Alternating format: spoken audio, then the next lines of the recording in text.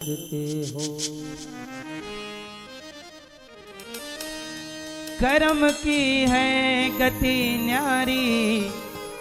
देखो उसका दोस्त उसका बेटा बन के आ गया कि नहीं, और अपना हक लेके चला गया कि नहीं। तुम किस अच्छा एक बात बताएं, कई बार तुम ज्यादा खा लेते हो, तुम्हारे हिस्से से ज्यादा यदि तुमने खा भी लिया ना तो ओ करके बाहर आ जाता है।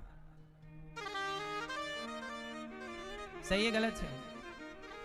ईश्वर के हिसाब से एक दाना भी तुमने ज्यादा खाया तो बाहर होगा। इसलिए दाने दाने में लिखा है खाने वाले का नाम। खाओ उतना ही खाओ जो आपका है, किसी का मत लो, किसी का मत छीनो, किसी का हिस्सा मत खाओ, किसी का हक मत खाओ। यदि आपने खाया तो वो कहीं से बाहर निकलेगा, निकलेगा जरूर। इसलिए कहता हूं कि कोई ना देखे तो भी हम सबको ईश्वर देख रहे हैं। एक धुंधकारी नाम का बेटा था। क्या नाम था? धुंधकारी। वो अपने पिता को मारता। उस धुंधकारी को ये लगता कि मैं बाप को मारूंगा। क्यों मारता? पैसे दो, पैसे दो। वो रास्ता भटक गया। धुंधकारी नाम का बेटा जुआ खेलता, शराब पीता, पराई स्त्री के चक्कर में रहता। बाप से पैसे मांगे, बाप ने कहा कहां पैसे रखे हैं? मैया, ओ मैया, बोलो राधे राधे। मैया बैठ के मोबाइल चला लो मेरी माँ। सुनो ओ प्यारी माँ, बैठ के चला लो मोबाइल मेरी माँ। इतनी सी दया करो बस, खड़े ना रहो, बैठ जाओ। ए भैया बैठ जाओ, शांति से सुन लो। नहीं सुनना है तो आप जाओ भोजन प्रसादी करो। ट्रेन व्रेन है तो पकड़ लो, टाइम नहीं है तो जल्दी जाओ, है तो शांत चित्त से सुनो, है ना। प्रेम से मेरी माँ, सभी से मेरी विनती है, समय है तो बैठ के सुन लो, नहीं है तो आप जाओ। भगवान का ये संसार है, भगवान का ये सृष्टि क्रम है। इसलिए कहता हूं दुर्योधन ने पांडवों का खाना चाहा, नाश हुआ कि नहीं? धुंधकारी रास्ता भटक गया, बाप को मार रहा है, माँ को मारा। वो जब माँ को मारा, माँ कुएं में कूद गई। बाप को मारा, बाप भी चले गए। धुंधकारी ने जब माँ बाप को सताया ना, तो देखो ईश्वर हिसाब कैसे लेते हैं। धुंधकारी ने जब माँ बाप को मारा तो धुंधकारी की 5 पत्नियां थीं, वो 5 स्त्रियों का गुलाम हो गया, चोरी करता, डाका डालता। जब माँ बाप को मारा तो वो पापी तो हो गया ना। अब देखना उसका पाप उससे कैसे बदला लेता है। तो हुआ क्या कि धुंधकारी की 5 पत्नियों ने धुंधकारी का गला दबा दिया, खटिया से बांध दिया उसे, पलंग पे कस के हाथ पांव, और वो शराब के नशे में उसे पिला पिला के, शराबी बना के, नशा करा के और बांध दिया। और उसकी छाती पे 5 वैश्याएं चढ़ गईं, गला दबाया, नहीं मरा तो चूल्हे से जलते अंगार ले आई और धुंधकारी के मुंह पे डाला। इसी मुंह से धुंधकारी ने अपने बाप को गाली दी थी। इसी मुंह से धुंधकारी ने अपने बाप को अपमानित किया था। इसी मुंह से अपनी मां को उसने गाली दी। आज उसी मुंह को प्रकृति ने क्या कर दिया? जला दिया। करनी तुमने की है, कोई तुम क्यों ना रहो। धुंधकारी ने जैसा किया, आप अपने मुंह से यदि अपशब्द कहते हैं ना, किसी का दिल दुखाते हैं बेवजह, तो ये मुंह तुम्हारा तुमसे छिन जाएगा, बस इतना याद रखो। आपको क्या लगता है ये मुंह आपका है? गलत ना करना अपनी जवानी में, गलत ना करना अपने अच्छे समय पर। समय सबका बदला है। धुंधकारी ने अपने बाप को इसी मुंह से गाली दी, आज उसी मुंह को उनकी ही पत्नी ने, धुंधकारी की, अंगारों से जला दिया, जल गया और तड़प तड़प करके धुंधकारी मर गया। वो मरने के बाद भी हिसाब चुका नहीं, तो धुंधकारी प्रेत बना। क्या बना? क्या बना मैया? क्या बना मेरी माँ? प्रेत बना। और जब प्रेत बना तो धुंधकारी ने प्रेत की योनि पाकर अब उसे याद आ रहा है कि मैंने अपने वक्त में, अपने समय में कितना गलत किया। माँ के साथ, पिता के साथ, जो शरीर, जो जीवन, जो पैसा मैं समाज की सेवा में लगा सकता था, जो अच्छे कामों में लगा सकता था, वो मैंने जुआ में, शराब में, गलत गंदे कामों में लगाया और आज मैं प्रेत बन करके भटक रहा हूं। अब प्रेत बना भटक रहा। तो जो धुंधकारी थे उनके एक भैया थे जो गाय के पुत्र थे, नाम था गौकर्ण। तो धुंधकारी ने गौकर्ण जी से कहा कि भैया मैं प्रेत बन गया हूं, अपने पाप से आप मुझे इस प्रेत की योनि से मुक्त करने का कोई उपाय कीजिए। तब गौकर्ण जी बहुत बड़े भक्त थे। उन्होंने सूर्य भगवान से कहा कि प्रभु मेरा एक भाई है, वो प्रेत बन गया है, बताइए मैं क्या करूं कि वो प्रेत योनि से मुक्त हो जाए। तब कहा कि भगवान सूर्य ने कहा कि आप भागवत सुनिए, और जब भागवत सुनेंगे तो आपका भाई उस प्रेत योनि से मुक्त हो जाएगा। तब गौकर्ण जी ने क्या किया? गौकर्ण जी ने धुंधकारी को भागवत सुनवाई। गौकर्ण जी ने धुंधकारी को क्या सुनवाई? भागवत। और जब भागवत सुनवाई तो पहले दिन की कथा धुंधकारी ने सुनी तो बांस की गांठ में जाके बैठा। एक बांस था, वो बांस की ग्रंथि पर बैठा, क्योंकि वो प्रेत था, प्रेत में हवा प्रधान होती है, तो बांस की गांठ में बैठ गया। पहले दिन की कथा हुई तो बांस की पहली गांठ खुल गई। दूसरी दिन की कथा में दूसरी गांठ, 7 दिन की कथा में बांस की सप्त ग्रंथि खुल गई। एक दिव्य पुरुष प्रकट हो गया। गौकर्ण जी ने कहा भाई आप कौन हैं? धुंधकारी ने कहा मैं आपका भैया धुंधकारी हूं। अरे आप तो प्रेत थे, ये मानव शरीर, देवताओं की तरह शरीर कैसे मिला? बोले मैं प्रेत था, पर भागवत सुनने से मुझे एक नूतन नया शरीर मिला और अब मैं विमान पर बैठ के भागवत सुनने के कारण भगवान के धाम जा रहा हूं। ये भागवत सुनने की महिमा है कि यदि आपके कर्म बिगड़ जाएं और आप प्रेत योनि में चले जाएं तो भागवत सुनने से भी वो प्रेत योनि से मुक्ति मिल जाती है। इसलिए आप लोगों को भागवत सुनना चाहिए। इसलिए अपने माता पिता किसी के भी नाम से जीवन में एक बार भागवत अवश्य सुनना चाहिए। अभी पोथी पाठ बैठेंगे 19 तारीख से, आप भी भागवत जी के पोथी पाठ करा सकते हैं अपने माता पिता पितरों के निमित्त,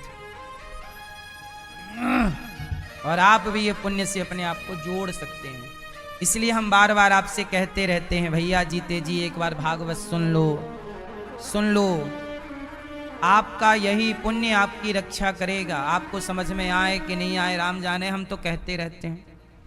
जैसे माँ बाप कहते रहते हैं बच्चों से बेटा पढ़ लो पढ़ लो, कई बच्चे नहीं पढ़ते। बाद में बड़े होकर बच्चे पश्चाताप करते हैं कि हमने माँ बाप की बात क्यों नहीं मानी। ऐसे कई बार गुरुजन चिल्लाते रहते हैं बेटा गलत रास्ते पर ना जाओ, बेटा शराब ना पियो, बेटा गलत काम ना करो, लेकिन आपको लगता है नहीं। लेकिन जब बाद में आपको समझ आती है तब तक फिर बहुत देर हो चुकी होती है। अब पछताए होत क्या जब चिड़िया चुग गई खेत। इसलिए मेरी माँ धुंधकारी प्रेत बना पर भागवत सुन के परम गति हुई। अच्छा धुंधकारी प्रेत, धुंधकारी ऐसा दुष्ट क्यों हुआ? धुंधकारी के पिता का नाम था आत्मदेव। इनके कोई संतान नहीं थी। इन्होंने संत जी से कहा कि हमें पुत्र चाहिए। संत जी ने मना किया कि तेरे भाग्य में पुत्र से सुख नहीं है, और मिल भी जाएगा तो बड़ा कष्ट देगा। पर आत्मदेव जी माने नहीं और पुत्र की जिद की। संत जी समर्थ थे, एक फल दे दिया और पत्नी को दिया। पत्नी ने खाया नहीं, गाय को खिला दिया। तो जो गाय को फल खिलाया उसी से हुए गौकर्ण जी, जिन्होंने धुंधकारी को भागवत सुना के उद्धार किया।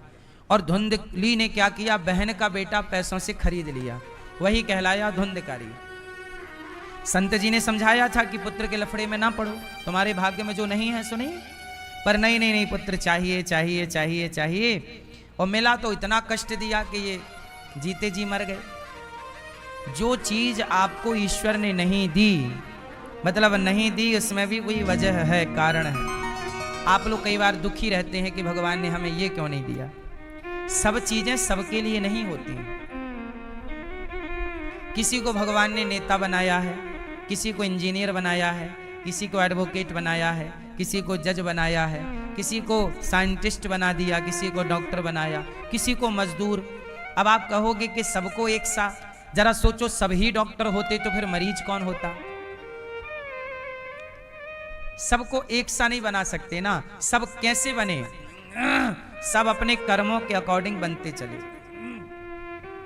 आप ईश्वर को व्यवस्थाएं तो पूरे देश की चलानी है, पूरा संसार चलाना है, तो ईश्वर ने आपके कर्मों के हिसाब से आपको धन धान्य सुख दुख देते चले गए। आप यदि सुखी हैं, इसमें ईश्वर का खेल नहीं है, आपके अच्छे कर्मों का ही फल मिल रहा है। आप दुखी हैं, इसमें भी ईश्वर का खेल नहीं है, आपके बुरे कर्मों का परिणाम आपको मिल रहा है। इसमें ईश्वर का कोई लेना देना। फिर आप सवाल कर सकते हैं कि भगवान का लेना देना कहाँ है, भगवान क्या करते हैं? तो सुनो, भगवान क्या करते हैं तो सुनो। भगवान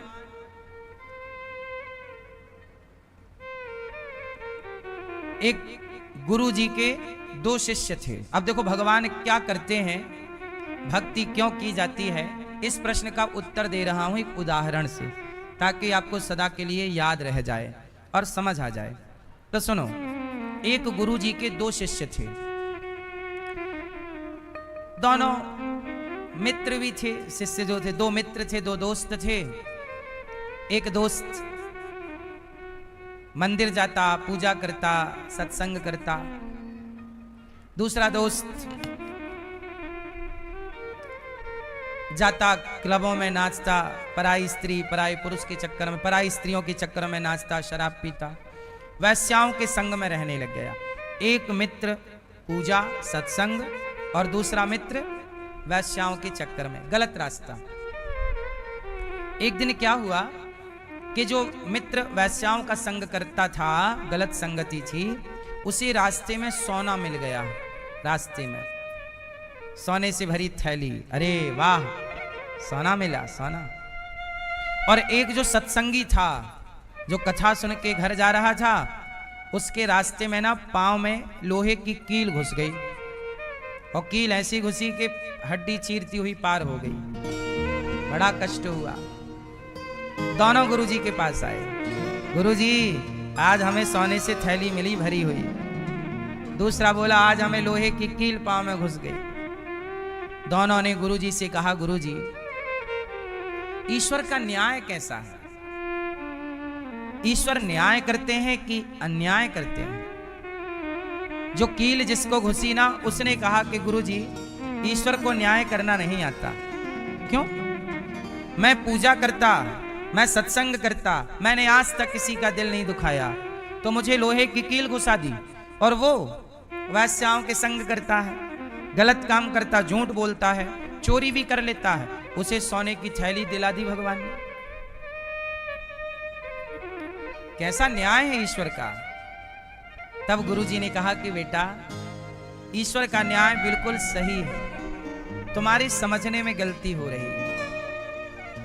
ईश्वर की करनी सही है, जो कर रहे हैं वो सही है, आप समझ नहीं पा रहे हैं। गुरुजी तो आप ही समझाओ, मैया को जगाओ, सो गई क्या? मैया राम राम, जागो मेरी माँ, सुन लो। कथा में नींद अच्छी आती है। मैया को लग रहा कथा नहीं चल रही है, लोरी चल रही है, तो मैया सो गई है। हवा भी, मौसम भी ठंडा है, सो जाओ मैया, सो जाओ। जू जू जू जू जू।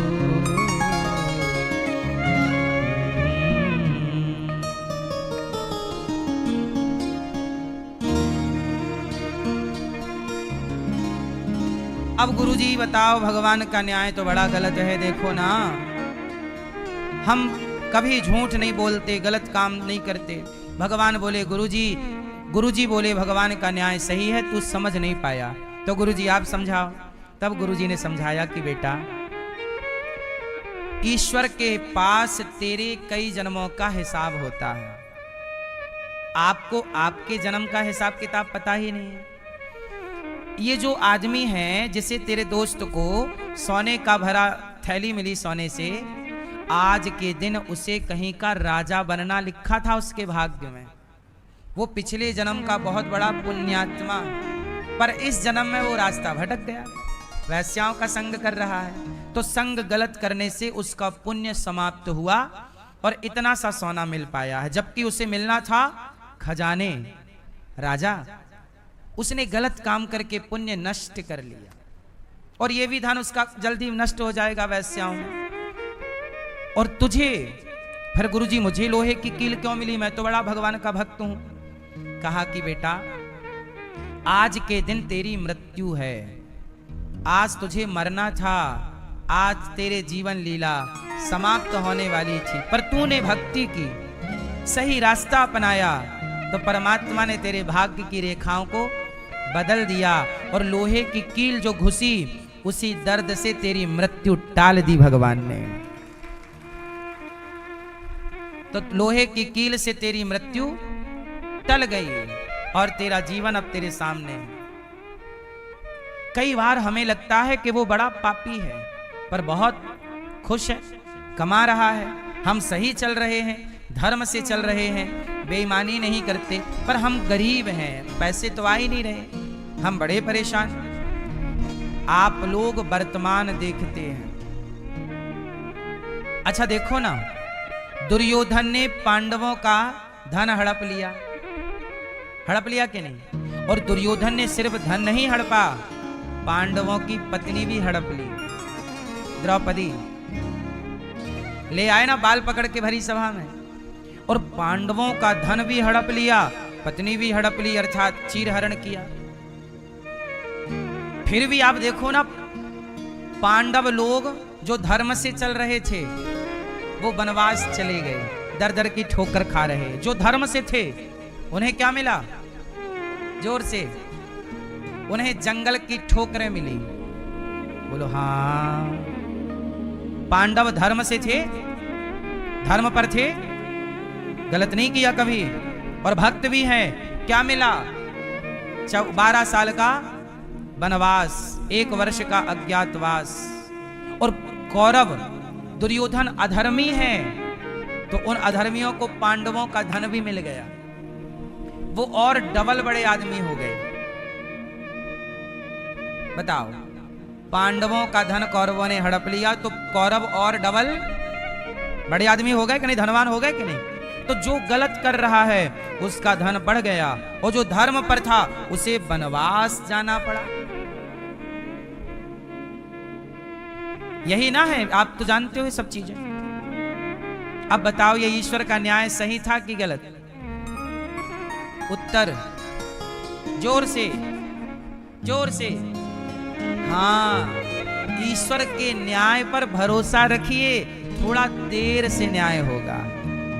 पांडवों को भी न्याय मिला, पर 13 साल बाद मिला।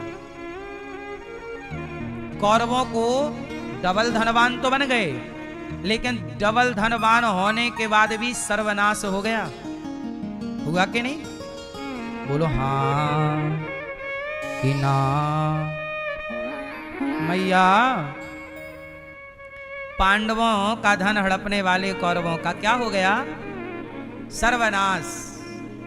बेटे भी चले गए, जो धन खुद का था वो पूंजी खुद की भी समाप्त हो गई। और पांडवों को वनवास मिला तो था, पहले दुख है, पर बाद में धर्मराज युधिष्ठिर राजा बने।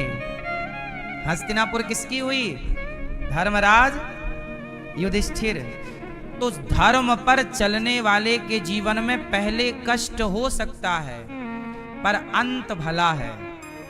और कहते हैं अंत भला तो और पापी का, गलत करने वाले का अंत बुरा होता है। रावण का अंत अच्छा हुआ कि बुरा? कौरवों का अंत अच्छा हुआ कि बुरा? बोलो, बुरा हुआ। तो अंत बुरा, अंत बुरा है। इसलिए कहता हूं ईश्वर के न्याय में थोड़ा टाइम है। ईश्वर, डॉक्टर जब फोड़ा देखता है कि आपको फोड़ा हो गया है तो तुरंत उसे चीरा नहीं मारता। फोड़ा कच्चा है तो डॉक्टर पहले पकाने की दवाई देता है, और पकने दो। सही है? तुरंत मार देगा चीरा क्या? कच्चा फोड़ा है, कच्चे फोड़े में मारेगा कुछ निकलेगा ही नहीं, घावर हो जाएगा। पर पके हुए फोड़े में एक चीरा मारेगा, मावाद बह जाएगी, मरीज को आराम लग जाएगा। तो ईश्वर भी पहले पाप का फोड़ा पकाते हैं। दुर्योधन जिस दिन द्रौपदी का चीर हरण कर रहा था, उसी दिन दुर्योधन को मार सकते थे भगवान, नहीं मारा। क्यों? क्योंकि अभी फोड़ा कच्चा है, अभी पाप का घड़ा बाकी है, थोड़ा कच्चा है। और भर बेटा, और अत्याचार कर। इसलिए पापी को भगवान पाप करने का अवसर देते हैं। जैसे उदाहरण से समझिए, माता कंस की बहन का नाम क्या था? माता देवकी। देवकी के 8वें बेटे से कंस को मरना था।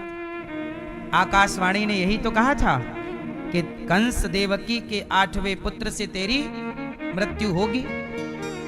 तो जब देवकी का पहला बेटा हुआ, मां देवकी का, तो वसुदेव जी गए, लो बेटा, हमने वचन दिया था कि जो बच्चा होगा तुम्हें सौंप देंगे। तो जब पहला बेटा लेकर गए तो कंस ने उसे छोड़ दिया। बोले मुझे पहले बेटे से खतरा नहीं है, मैं नहीं मानूंगा। दूसरे बेटे को भी लेके गए। तब नारद जी ने कहा, अब देखो नारद जी आए, नारायण नारायण, कंस बच्चा छोड़ रहा है, ये उंगली यहां से गिनेगा तो ये 5वीं है, और यहां से गिनेगा तो कोई भी बच्चा 8वां हो सकता है। भाई 8वें से गिनोगे, 8, 7, 6, 5, 4, 3, 2, 1, तो एक पहला 8वां हो जाएगा, नहीं हो जाएगा? कोई भी 8वां हो सकता है। कंस बोला बात तो सही है। अब कंस ने बुलाया और देवकी के पहले बच्चे को मार दिया। अब सवाल नारद जी पर है, काहे भैया, वो तो छोड़ दिया था, नारद जी आप क्यों मरवाए? अब बच्चा कंस ने मार डाला। तो नारद जी से पूछा गया, वो तो छोड़ दिया था, आपके कहने से मारा, आप क्यों नारद जी हो के, साधु हो के बच्चा मरवा रहे हो? नारद जी बोले, नारायण, मैं थोड़ी मरवा रहा हूं। फिर कंस यदि बच्चा छोड़ देगा ना, तो कंस का पाप का घड़ा बड़ा टाइम से भरेगा। और बच्चे को मारेगा तो कंस के पाप का घड़ा, बाल हत्या से पाप ज्यादा लगता है, तो इसका घड़ा जल्दी भरना है। तो आप ये समझो कि जब गलत व्यक्ति, गलत करने वाला सफलता की ओर जा रहा हो, तो याद रखना, बुझता हुआ दीपक तेज जलता है। बुझता हुआ दीपक तेज जलता है। तो जो व्यक्ति पाप करके सफल होना चाह रहा, ये हो तो जाएगा, पर पतन बहुत जल्दी हो जाएगा। इसलिए आपसे कहता हूं, अपना धर्म ना छोड़िए। पांडवों को वनवास भले मिला, पर वनवास में भी धर्म नहीं छोड़ा, भक्ति नहीं छोड़ी, सत्य नहीं छोड़ा। तो वनवासी पांडवों को भी राजा बनने का सौभाग्य मिला कि नहीं? तुम धर्म से चलो तो सही। धर्म से चलने वाले का साथ कौन देगा? कौन देगा? इसलिए पांडवों का साथ भगवान ने दिया है, कौरवों का साथ नहीं दिया। धर्म कभी ना छोड़िए। धर्मो रक्षति रक्षिता। धुंधकारी जैसे पापी का उद्धार हुआ। आप सही करते रहिए। हम भक्ति करेंगे तो जैसे उस लड़के की मृत्यु टल गई लोहे की कील से, आप और हम भी जीवन में कई बार भगवान के आश्रित रहते हैं, तो हमारे जीवन का भी पाप संकट टल जाता है। इसलिए भगवान के भरोसे रहने वाला व्यक्ति यहां भी सुख पाता है, वहां भी सुख पाता है। हाँ सच्चिदानंद रूपाय विश्वोत्पत्त्यादि हेतवे तापत्रय विनाशाय श्री कृष्णाय वयं नुमः। भगवान सच्चिदानंद स्वरूप हैं, सच्चित आनंद। विश्व की उत्पत्ति पालन संहार करने वाले भगवान को हम राधा सहित श्री कृष्ण को नमस्कार करते हैं। यम प्रव्रजंत मनुपेतमपेत कृत्यम द्वैपायनो विरह कातरया जुहाव पुत्रेति तन्मयतया तरिवोभिनेदुस् तम सर्वभूत हृदयं मुनिमानतोऽस्मि। सुखदेव भगवान प्रकट हुए और जन्म लेते ही सुखदेव जी चल पड़े भगवत चिंतन की ओर। सुखदेव जी ने राजा परीक्षित जी को भागवत सुनाई। अच्छा, राजा परीक्षित जी कौन है? राजा परीक्षित जी भी एक संत का तिरस्कार अपमान कर देने से उन्हें कष्ट उठाना पड़ा। राजा परीक्षित जैसे राजा, इन्होंने एक संत का अपमान कर दिया। समीक जी के गले में मरा हुआ सांप डाल दिया। एक संत जी तपस्या कर रहे थे तो संत जी के गले में परीक्षित जी ने क्या डाल दिया? सांप डाल दिया। और संत का क्या हुआ? अपमान। और जब संत का अपमान परीक्षित जी ने किया तो उनके समीक जी के पुत्र श्रृंगी ऋषि ने शाप दे दिया, इति लंघित मर्यादम तक्षिकः सप्तमे हनि। परीक्षित जी, आपने संतों का अपमान किया है राजा होकर के, जबकि आपको संतों का आदर करना चाहिए, सम्मान करना चाहिए। आपने अपमान किया, इसलिए आपको तक्षक के डसने से मृत्यु हो। मैं आपको शाप देता हूं, आज से 7वें दिन तक्षक आपको डसेगा और आपकी मृत्यु होगी। 7 दिन में मरने का शाप लगा। क्यों लगा? क्योंकि संत का तिरस्कार किया। जब आप अपमान करते हो किसी का तो आपकी उम्र कम हो जाती है, और जब आप सम्मान करते हो किसी का तो आपकी आयु बढ़ जाती है। कोशिश करिएगा कि आप किसी का अपमान ना करें। कोशिश करिए किसी की अवहेलना ना करें, आप तिरस्कार ना करें। जब आप किसी का अपमान करते हैं तो आपकी बहुत हानि हो जाती है। समझ में आ रही है बात?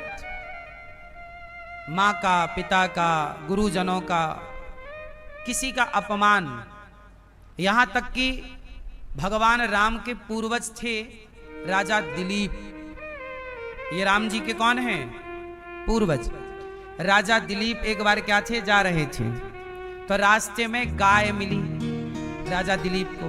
गाय खड़ी तो राजा दिलीप जी ने गाय को देख तो लिया,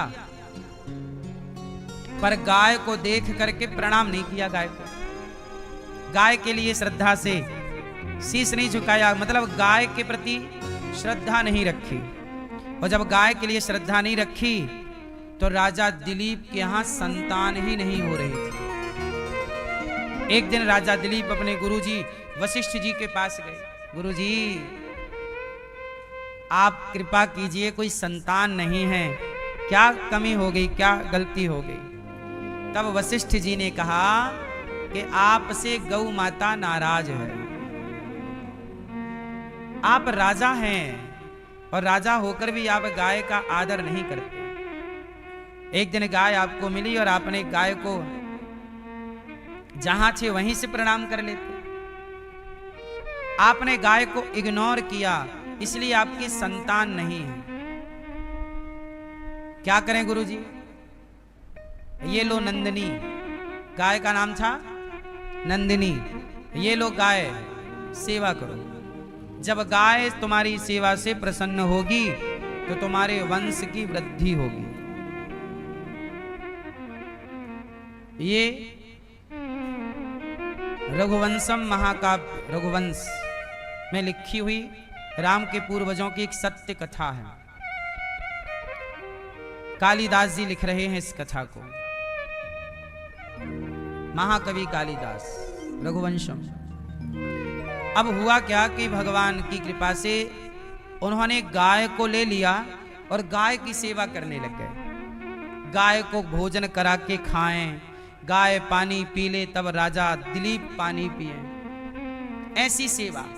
गाय को एक मक्खी ना बैठने पावे, दिन भर हाथ फेरना, प्यार करना। एक दिन जंगल में ये देखो, राजा है सम्राट और गाय को चरा रहे हैं। क्या चरा रहे हैं? गाय चरा रहे हैं। आजकल तो गाय चराने वाले को लोग गंवार कहते हैं और कुत्ता चराने वाले को पढ़ा लिखा मॉडर्न है भाई, बहुत मॉडर्न है। कुत्ता चरा रहे हैं, कुत्ता टहला रहे हैं। बड़े बड़े शहरों में नहीं देखते आप, लोग कुत्ता लेके घूमते हैं, तो कुत्ता लेके घूमे वो मॉडर्न है और गाय चराए तो गंवार है। कुत्ते की पट्टी उठाने वाले को मॉडर्न कहा जा रहा है और तुम्हारी दादी अम्मा गोबर उठाती थी गाय का, उसे गंवार कहते हैं।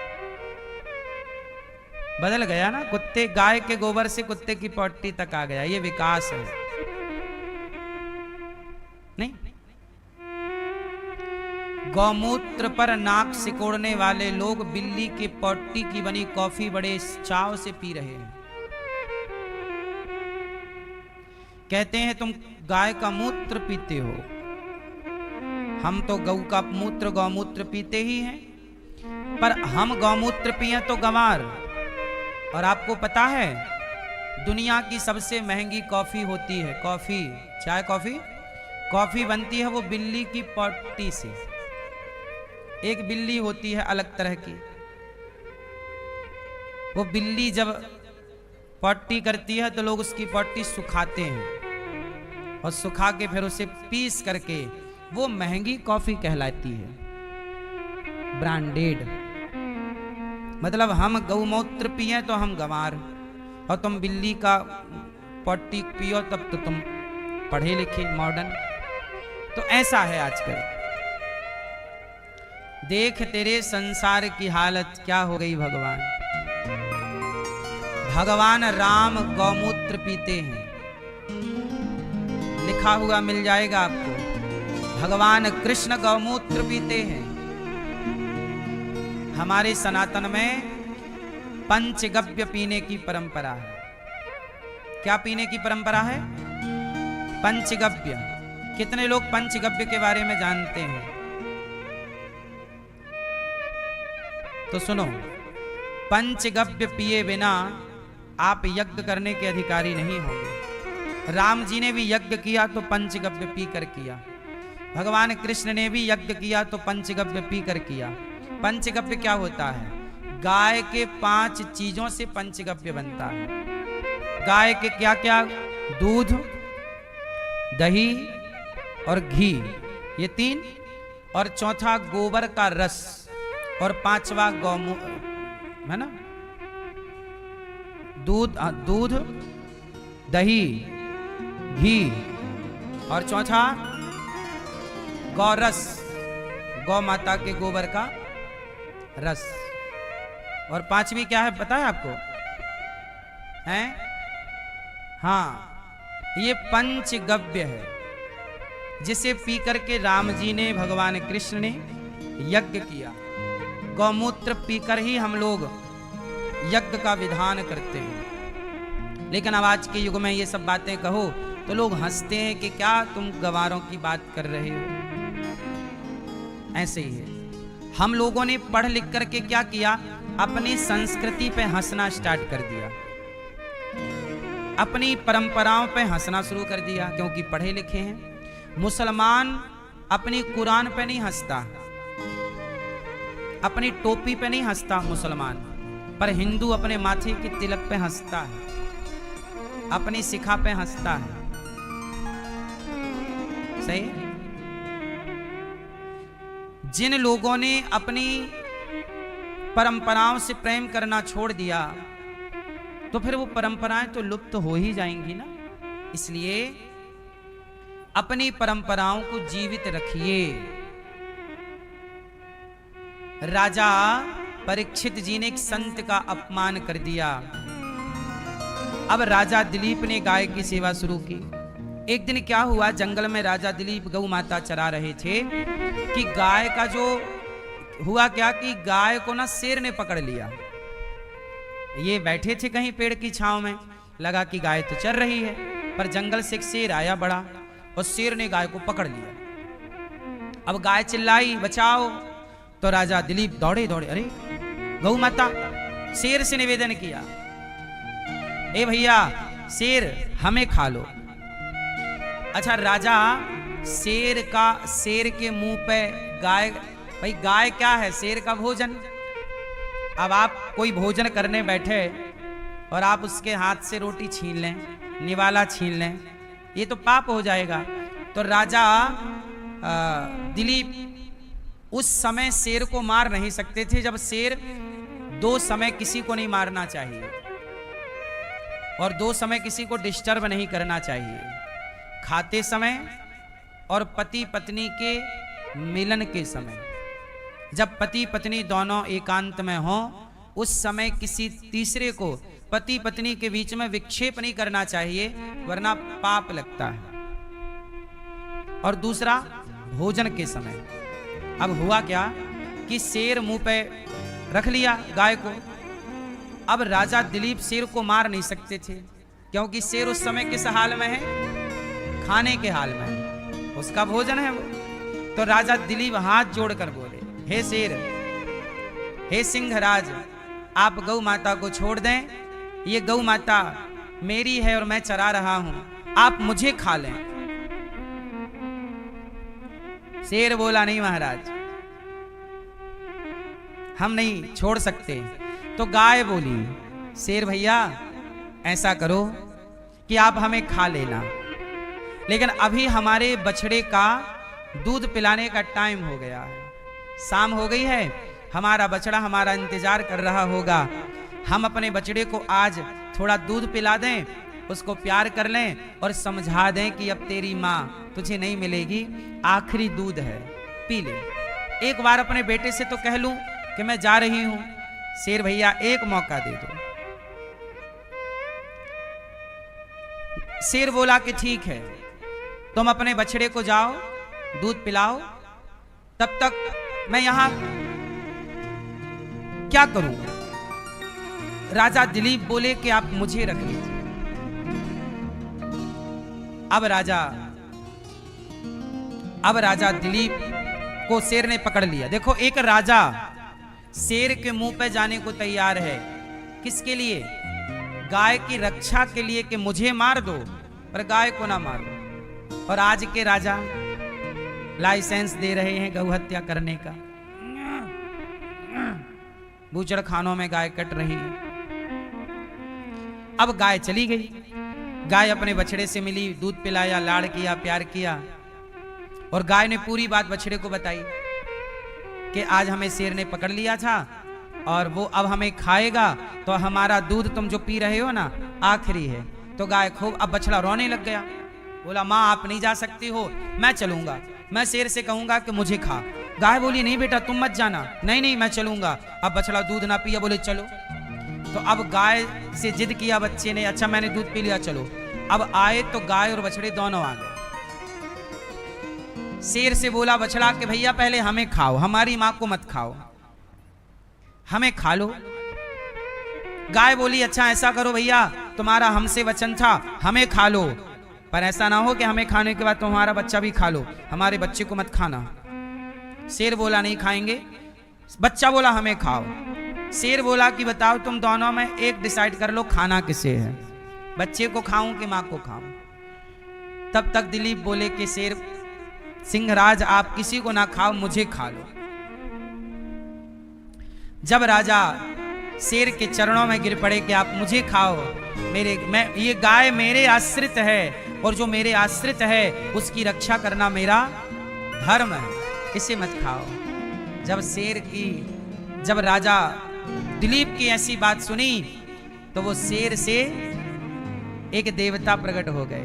बोले राजन, हम कोई शेर नहीं है, हम तुम्हारी परीक्षा लेने आए थे कि तुम गाय के लिए कितने समर्पित हो। आज पता चला कि तुम गाय की रक्षा के लिए अपने भी प्राण दे सकते हो। अब तो गाय प्रसन्न हो गई। राजन, ऐसा करो, मेरा दूध निकालो और दूध निकाल के ले जाओ, तुम पी लो और अपनी पत्नी को पिला दो, तुम्हें पुत्र होगा बेटा, जाओ। अब राजा दिलीप बोले कि नहीं, पहले दूध मैं नहीं पीऊंगा, पहले दूध पर इस बछड़े का अधिकार है, तो पहले इसको पी लेने दीजिए, इसको पीने के बाद जो बच जाएगा मैं। तब गाय प्रसन्न हो गई। वाह राजन, हमने तुम्हारी खूब परीक्षा ली, सब तरह से तुम सफल हो जाओ, हम तुम्हें ऐसा पुत्र देंगे कि जिससे तुम्हारी इस वंश परंपरा का युगों युगों तक नाम रहेगा। तो गौ माता की कृपा से राजा दिलीप को जो पुत्र हुआ, उसी पुत्र का नाम हुआ है रघु, जिनके नाम से रघुवंश चला, रघुकुल रीत सदा चली आई, प्राण जाए पर।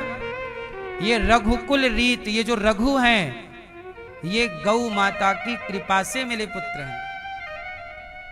इसलिए गाय की सेवा करने से आपकी वंश की वृद्धि भी होती है। किसकी वृद्धि होती है? वंश की।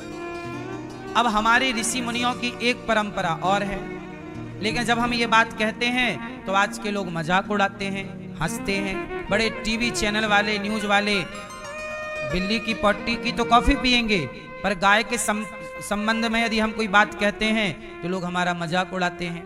भले मजाक भले उड़ाएं, पर हम आपको एक बात बताएंगे, हमारे ऋषि परंपरा में एक चीज और है। आपको पता है राम जी वनवास गए, तो राम जी के भैया भरत जी 14 साल क्या खाए, कौन बताएगा?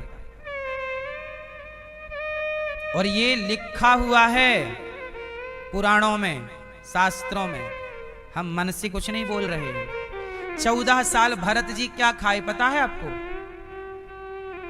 बोलो क्या? भरत जी ने गौ माता के गौमूत्र में जौ पका के, जौ का दलिया, किसका दलिया?